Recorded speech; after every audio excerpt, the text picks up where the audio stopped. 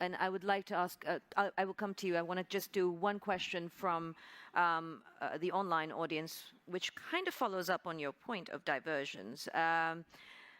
This person's asking, according to the Wall Street Journal, India is becoming a key point for transshipment of Russian oil to bypass sanctions. How does that serve India's foreign policy interests? I don't know. Does whoever wrote that knows what transshipment means? Well, I mean, transshipment is when you get it. No, when you get it and you sell it to somebody else. I've not even heard of anybody in India thinking along those lines. So yes, we do buy. So you're saying the Wall Street Journal report is inaccurate that they're quoting? Politely, yes. Okay. So I can say it less politely, India but is not a conduit to any Russian oil transactions. No, not. I mean, listen. Please understand the oil markets. There's an enormous shortage of oil. There's a physical shortage of oil. Getting access to oil is difficult. I mean, a country like India would be crazy to get oil from somebody and sell it to somebody else. I mean, this is nonsense. So that is your question answered, and the minister's on the record. Yes, please. If you could stand up, give us your name and a brief question. Konstantin Eget, freelance journalist from Vilnius, Lithuania. Dr. Jaishankar, with the Indian government essentially ignoring war crimes in Ukraine, not condemning Russia, not doing sanctions, you then expect, I'm totally sorry, I know what to do, with India counting on global support for in its struggle with China, its issues with China. How do you think you'll be trusted by others after that? Why do you think anyone will help Delhi after you didn't help others over Ukraine? Thank you. You know, it's an interesting question which you might, I mean, not you, meaning you personally, but people might want to ask themselves, because if I were to take Europe collectively, which has been singularly silent on many things which were happening, for example, in Asia, you could ask, why would anybody in Asia trust Europe on anything at all? So here's the take. I don't think, I mean, first of all, I think you're mischaracterizing our position, where they have, for example, when Bucha happened, we condemned Bucha, and we actually asked for an investigation into Bucha. In terms of what is happening with the Ukraine conflict, our position is very clearly that we favor an immediate cessation of hostilities. It's not that we've ignored it, unless you call phone calls to Putin and Zelensky as ignoring something. So first, I would urge you to get the factual position accurately. Secondly, in terms of the connection you are making, look, you know, we have a difficult relationship with China. We're perfectly capable of managing it. It's, if I get global understanding and support, obviously it is of help to me.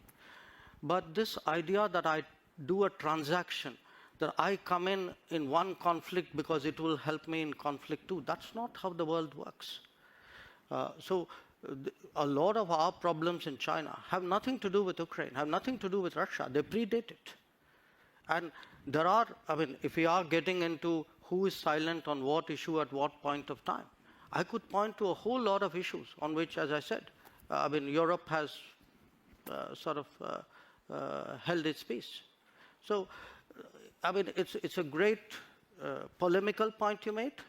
So I take it in that spirit. I think as a follow-up to that, a lot of the noises I've been hearing, both in the United States and here in Europe, is on a similar train, that you have a problem with China on the border. It's been going on for decades now. It is getting worse. What position does that leave you in when it comes to seeking support if further incursions are done, further skirmishes happen at the border or within the border, to kind of echo what's happening in Ukraine in terms of sovereignty issues that are being raised? Sorry, do you mind if I interrupt you here? No, please do. But I want to come back to a question, the crux of the question, which I asked a few people in in the political circles, in the financial circles? What's your big question? And one of the foremost geopolitical strategists on Wall Street sent me this question for you. And the question is simple. If and when the choice comes down to it, not today, not tomorrow, but in the future, and she strongly believes it will, for India, will it become, in terms of support, the US or China? And that will be kind of a defining moment that comes out of the situation that we face with Russia right now. Look,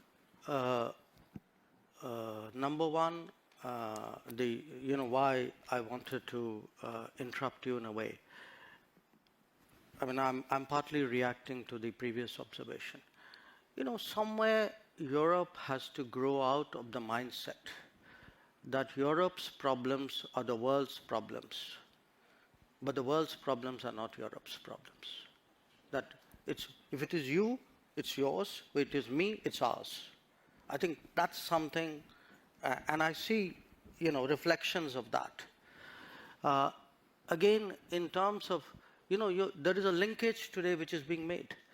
A linkage between China and India and what's happening in Ukraine.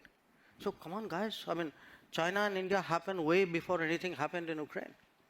So the Chinese don't need a precedent somewhere else in the world on how to, engage us or not engage us or be difficult with us or not be difficult with us.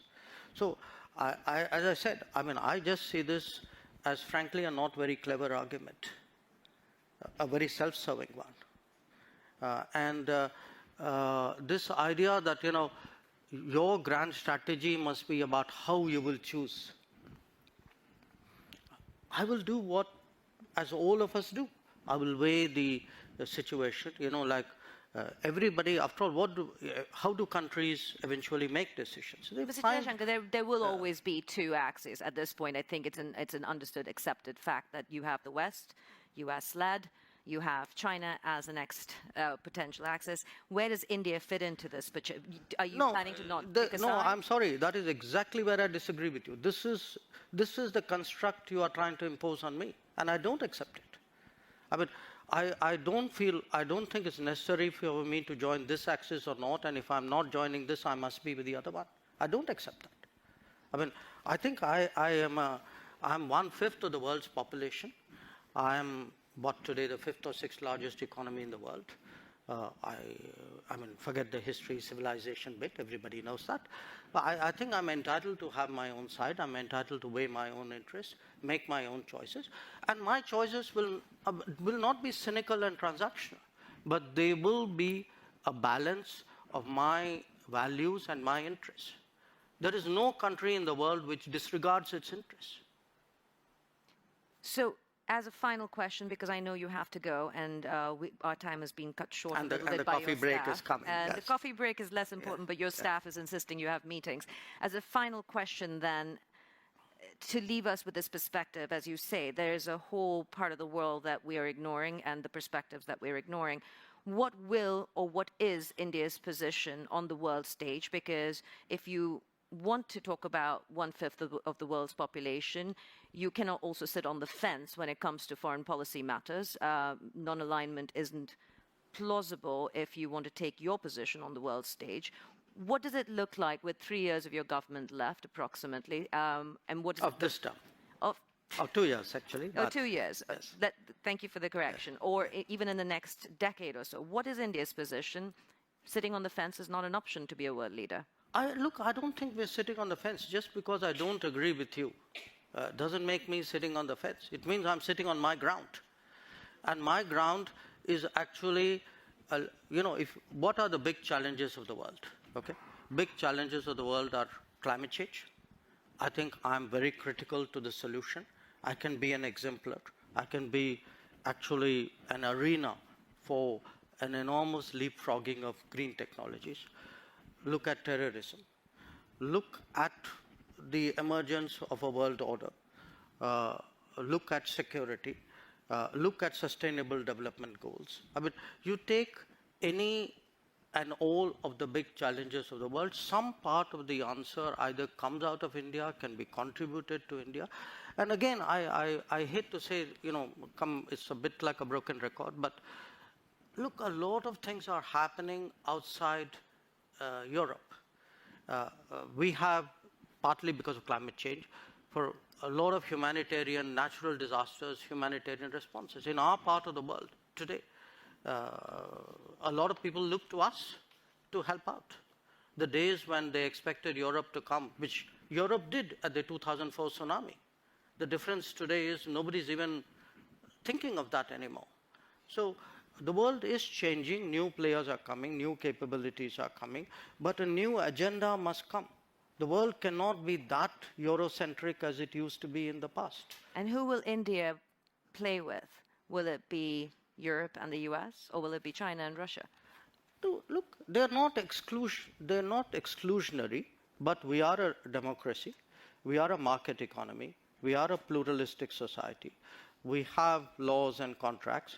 We have positions on international law.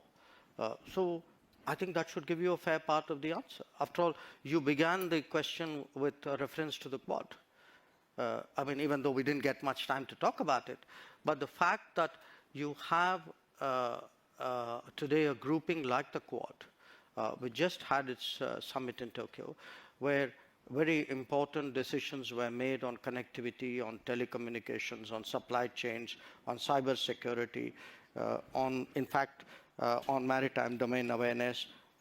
It should tell you something which direction we're going. So again, I urge you that don't use necessarily a caricature version of one situation as a yardstick to pass a sweeping judgment. Because even on Ukraine, do reflect on this point. Somewhere at some point, surely the conflict has to end. Somebody will have to, a set of people, it cannot be a single country, probably not, will have to engage the players. It is our collective interest to find some kind of resolution, unless you're throwing up your hands and say this is not fixable. So at that point, I think people will need us. It says a diplomat, a career diplomat turned politician, then diplomacy, and keep going with it. Thank you very much, Minister, for joining us, and thank you all for being part of this conversation. Please give him a round of applause. Okay. We're taking a quick break.